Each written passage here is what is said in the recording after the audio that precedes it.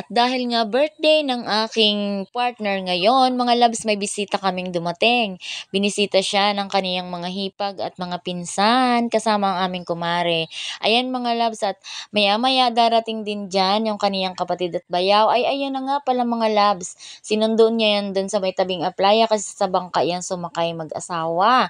Ayan mga loves, at igi na lang at ako'y nagpa-order ng kaunting pagkain dun sa aking kapatid na babae kasi nga nabanggit ng aking partner kagabi na baka daw dumating yung kaniyang pinsan. Pero sabay sabi rin naman na baka hindi dahil may kalayuan nga itong sa amin mga loves. Ay ayun nga, at biglang may mga dumating ay igi nga lang at ako'y nagpa-order. At nabilinan ko rin itong aking kapatid na lalaki na kami ay ipagluto ng manok, at kami na may mga alagang manok diyan hindi na bibili. Ayan nga, at ipinagluto kami.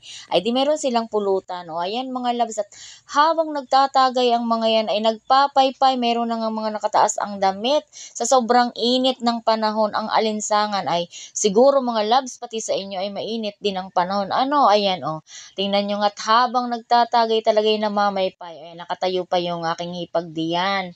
At hindi, kakarating lang din naman ay hindi pa nauupo. At sabi ko, kumain na nga muna silang mag-asawa. O ayan. At inaakit na nga rin ang kanyang kapatid na aking partner na kumain yung kaniyang kapatid at bayaw. O ayan mga loves, at habang nagiinom naman itong mga bisita ng aking partner, ako na may nagbibideo sa kanila at natutuwa nga ako na siya ay binisita. O ayan, at ang saya-saya ng kanilang inuman gawa ng itong aking kumari naman. Wala, katigil-tigil may baon. Sabi niya sa akin ay full charge daw siya kahit hanggang umaga. Sabi ko, grabe naman. Oo, madi, at ako'y may baon. Full charge na full charge. Ito pinunuan ko talaga. Siya baga ang taga-kwento, kami naman ang taga-tawa. Puro kalukuhan ang mga pinagkukwento. Yun naman ang nakakatuwa mga loves kapag ka naghaharap-harap sa pagtatagay. Puro kalukuhan ang pagkwentuhan. Masaya, tawang-tawa ka, hindi mo mamamalayan ng oras. Kesa naman sa pag nagharap-harap kayo ay puro problema pa rin ang iisipin.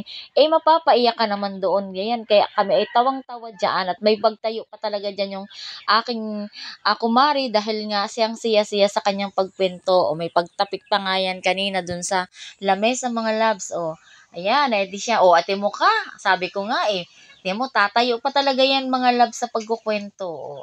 Ay sabi ng aking partner, bibili pa daw ng alak kasi ako may mga binili na dyan. Di ba ka sabi ko nga sa inyo, tatayo yan. Ayan, may binili naman akong alak kanina kasi nga sabi ko kapag may dumating ay hindi naman mapapahiya kahit pa paano may iyahain. Ay sabi ng aking partner, bibili daw siya at baka kulangin. Ay sabi ko, wag na, at pauwi na rin naman at nagpaalam na nga. Ayan, mamaya-maya tinulungan na ako dyan nung kaniyang pinsan sa pagliligpit. Sabi magliligpit na at uuwi na nga daw sila at gabi na yung mga anak at asawa ay naghihintay. Ay sabi ko, sige, sila uuwi na nga at gabi na rin naman, lasing na rin naman na inatamaan na ng alak at